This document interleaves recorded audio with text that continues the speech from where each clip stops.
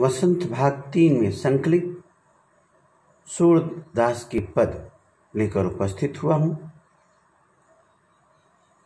कृष्णोपासकों में से सर्वोच्च स्थान प्राप्त करने वाले महाकवि सूरदास जी, जिन्होंने कई ग्रंथों का रचना की है, उनमें सबसे महत्वपूर्ण रचना सूरसागर है। सूरसागर में भगवान श्री कृष्ण की सभी लीलाओं का वर्णन है और ऐसे ऐसे पद हैं, सभी के पद हैं। तो यहाँ पर 2 पद हैं। एक तो है मैया कभी बढ़ेगी छोटी, वात्सल्य रस का वर्णन है। तेरे लाल मेरो माखन खाए। देखिए 2 पद संकलित किए गए। समाज में यदि समरसता लानी है, समाज में यदि भौतिकवाद को कम करना है, समाजवाद में आध्यात्मिकता यदि लानी है, नैतिकता लानी है, तो कहीं न कहीं आपको पौराणिक कथाओं से, अपनी भारत की संस्कृति से सबको जोड़ना ही पड़ेगा। चाहे राजनीतिक क्षेत्र हो, चाहे आर्थिक क्षेत्र हो, चाहे सामाजिक क्षेत्र हो, चाहे चिकित्सा क्षेत्र हो, कोई भी क्षेत्र हो, वहाँ पर आपको नैतिकता, सामाजिकता और हृदय के अंदर मानवीय संवेदनाओं को उकेरना ही होगा, उनके प्रति लगाव रखना ही होगा। फौज में भी हम फौजी रहे, फौज में हमें गोलियां चलाना सिखाया जाता है। साथ साथ ये भी बताया जाता है कि उस गोली का शिकार कोई इनोसेंट ना हो जाए, कम से कम कैजुअलिटी हो और एक साफ उद्देश्य से गोली का उपयोग हो। जरूरी नहीं है कि गोली चलाना सिखाया जाता है, हथियार के बारे में असेंबलिंग करना सिखाया जाता है फौजी को, तो जहां मर्जी आए वहां गोली चला दे। नहीं, वो गोली चलाना, वो अच्छी तरह से रहना, शारीरिक, मानसिक, आध्यात्मिक बल से परिपूर्ण होता है। फौजी सीमाओं पर रहता है, वहां पर ऐसा नहीं है कि उसे परिवार याद नहीं आता, देश याद नहीं आता। इसके परे वो आध्यात्मिक बल, वो उसकी नैतिकता, वो देश के प्रति समर्पण भाव कार्य करता है, जो अपने दुश्मनों से युद्ध में लड़ते हुए वीरगति को भी प्राप्त होता है तो सहर्ष वो तैयार रहता है, शहीद हो जाता है वतन की खातिर, देश की खातिर। ऐसी मानसिकता लिए हुए हमारे पूरे भारतीय समाज को तैयार करना होगा, ऐसे लाडले तैयार करना होगा जो देश के लिए अपने प्राणों को उत्सर्ग करने में भी निसंकोच आगे बढ़ते रहे। तो ये कैसे आएगा?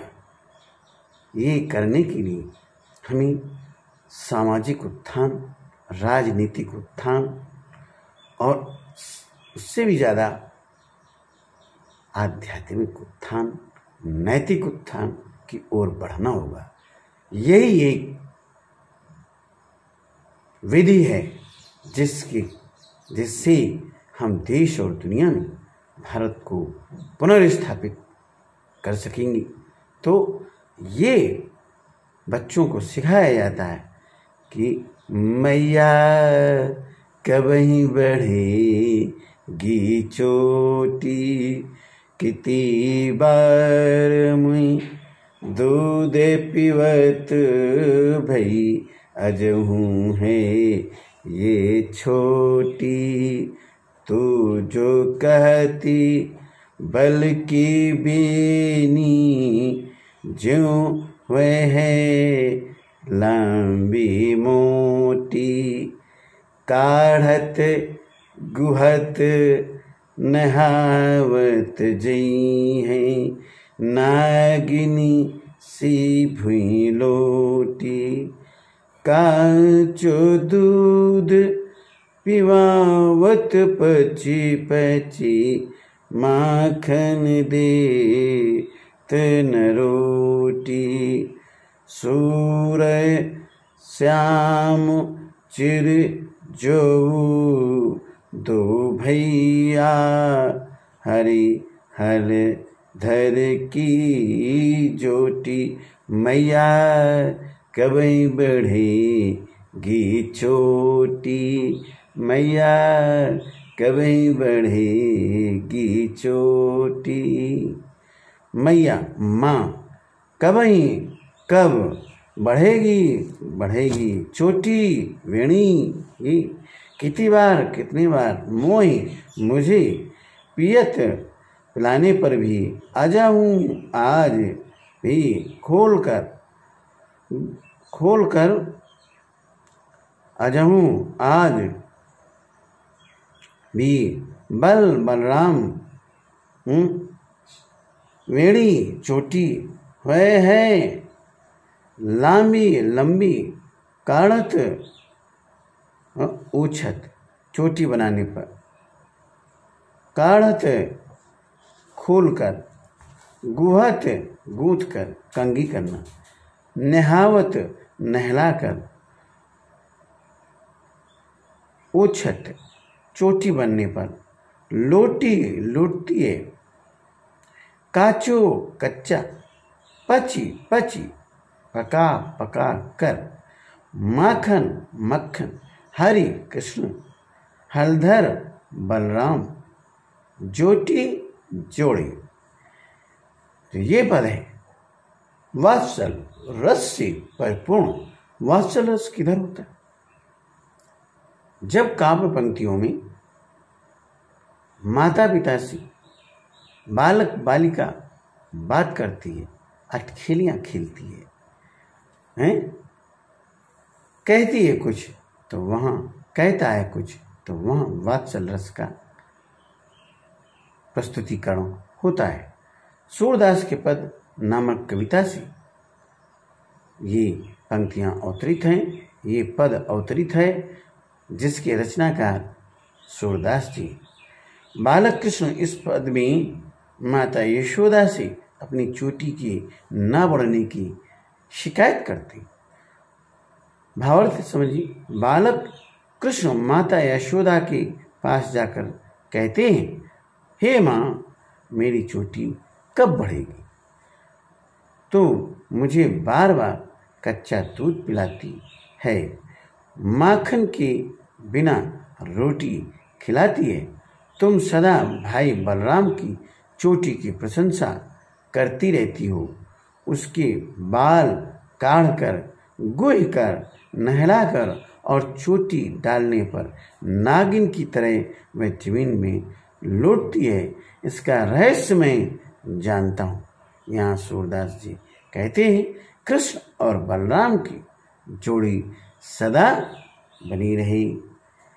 तेरे लाल मेरो माखन खायु, दोपहर दिवस जानी घर सुनो, ढूंढी ढंढोरी आप ही आयु, खोली के मारी बैठी मंदिर में, दूध दही सब सखनी खवायु, उखल चढ़ी सीखे को लीन्हो, अनुभवत भुई में ढरकायो, दिन प्रतिदिन होती ग्वारस की, दिन प्रतिदिन हानि होती ग्वारस की, ये ठोठा कौनी ढंग लायु, सूर श्याम को हट की न राखें, तही पूत अनूखों जायु। रे तेरे लाल मेरो माखन खायु। ये पद सूरदास के सूर सागर से अवतरित है, जिसकी रचनाकार सूरदास जी। तेरे तेरा लाल पुत्र मेरो मेरा खायो खा गया, जान जानकर सुनो सुनसान ढूंढ ढूंढ कर, किवाड़ किवाड़ दरवाजा पैठ आ गया, सखन मित्रों को खवायो खिलाया, उखल ऊपर चढ़ी चढ़कर सींकें छींका, जिसमें दूध दही आदि रखा जाता। अनभावक जो पसंद नहीं आता, भूमि भूमि ढरकायो गिराया, होती है गोरस दूध दही, ढोटा लड़का कौने किस तरह ढंग तरीका लायो बनाया है, हटक संभाल तय तूने पूत पुत्र अनोखी निराला जायो पैदा किया है। भावार्थ समझिए। गोपी यशोदा से शिकायत करती, श्री कृष्ण महाचतुर है। दोपहर के समय श्री कृष्ण अपने दोस्तों के साथ हमारे घर में किवाड़ खोलकर घुस जाते हैं, सीखे पर रखे दूध दही मक्खन खुद खाता है, अपने दोस्तों को खिलाता है और नीचे भी गिरा देता है।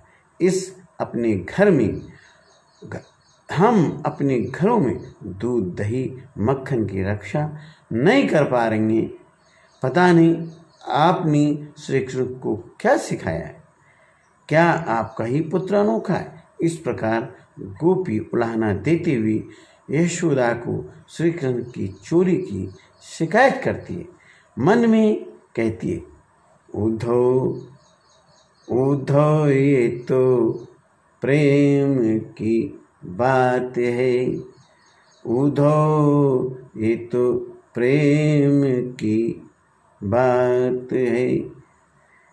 है सबके बस की बात नहीं है। गोपियाँ कहती, निके ऐ जइयो कान्हा मोए ढिग, ऐ जइयो निक मक्खन रोटी, खाए जइयो कान्हा मोए ढिग, ऐ जइयो।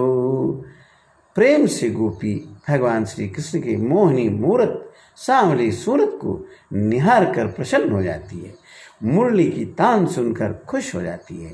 ऐसा भाव मनुष्य को हमेशा लाते रहना पड़ेगा, हमेशा प्रसन्न चित्त होकर के सारे कार्यों को करना होगा। प्रसन्न चित्तम प्रसन्न वदनम। और आध्यात्मिकता की यही तो खास आदत है कि सारी परेशानियां निरंतर छूमंतर होती रहेंगी। आप हमेशा प्रसन्न चित्त होकर के इस समाज में रहेंगे, आपका सर्वत्र सम्मान होगा। तो आपको इस तरह से ये सूरसागर द्वारा सूरदास जी द्वारा रचित मैंने जो 2 पद हैं उनके बारे में बताया। आइए प्रश्न उत्तर भी देख लें। बालक श्री कृष्ण किस लोभ के कारण दूध पीने के लिए तैयार हो जाते हैं? किस लिए? चोटी बढ़ाने के लिए। श्री कृष्ण अपनी माता यशोदा की बातों में आ जाते हैं। वो चाहते हैं कि उनकी भी चोटी बलदाऊ भैया जैसी चोटी लंबी और मोटी हो जाए। इस लोभ में आकर के दूध पीने के लिए तैयार हो जाती है। श्री कृष्ण अपनी चोटी के विषय में क्या क्या सोच रहे थे? श्री कृष्ण जानते हैं कि उनकी चोटी छोटी है। वो चाहते हैं कि अपनी चोटी भी बलराम भैया की तरह से लंबी और मोटी हो जाए। माता यशोदा श्री कृष्ण को नहलाकर कंघी करके चोटी डालें। दूध की तुलना में श्री कृष्ण कौन कौन से खाद्य पदार्थों को अधिक पसंद करते हैं? माखन और रोटी। तय ही पूत अनोखों जायो। पंक्तियों में ग्वालन के मन के कौन कौन सी भाव मुखरित हो रहे हैं? क्या तुम्हारा पुत्र ही अनोखा है? और इसमें गोपी की शिकायत का रूप भी प्रकट हो रहा है। मक्खन चुराते और खाते समय श्री कृष्ण थोड़ा सा मक्खन बिखरा क्यों देते? खुद मक्खन खाते और दोस्तों को खिलाने की जल्दबाजी में थोड़ा सा मक्खन नीचे गिर जाता है। दोनों पदों में से आपको कौन सा पद अधिक अच्छा लगा और क्यों? पहला पद अच्छा लगा। क्यों? इस पद में श्री कृष्ण और माता यशोदा के माध्यम से वात्सल्य रस का सजीव वर्णन हुआ है। दूसरे पद को पढ़कर बताइए कि आपके अनुसार उस समय श्री कृष्ण की क्या उम्र रही होगी। श्री कृष्ण की उम्र 4-5 साल की रही होगी। ऐसा हुआ हो कभी कि माँ की मना करने पर भी घर में उपलब्ध किसी स्वादिष्ट वस्तु को आपकी चुपके थोड़ा बहुत खा लिया हो और चोरी पकड़े जाने पर कोई बहाना भी बनाया हो। अपनी आप बीती की तुलना श्री कृष्ण की बाल लीला से कीजिए।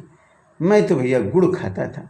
माँ गुड़ मटकी में भरकर रखती थी और उसको मिट्टी का लेप लगाकर बंद कर देती थी ताकि बरसात के दिनों में उसमें हवा न लगे और गुड़ का ज्यों का त्यों बना रहे।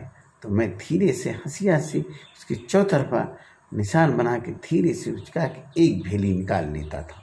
ये बचपन में मैंने किया है और ये मैंने चोरी की है। किसी ऐसी घटना के विषय में लिखकर जब किसी ने आपकी शिकायत की हो और फिर आपके किसी अभिभावक, माता पिता, बड़ा भाई बहन इत्यादि ने आपसे उत्तर मांगा हो। यस, शिकायत तो हमारी होती ही रहती थी, पढ़ते समय बहुत होती थी। श्री कृष्ण गोपियों का माखन चुरा कर खाते थे, इसलिए उन्हें माखन चुराने वाला भी कहा गया। इसके लिए एक शब्द माखन चोर, नंद किशोर। श्री कृष्ण के लिए 5 पर्यायवाची शब्द लिखिए। कन्हैया, पार्थ, सारथी, वासुदेव, यशोदानंदन, माखन चोर, गिरधर, गोपाल, मुरलीधर, वंशीधर, मोहन, नटनागर।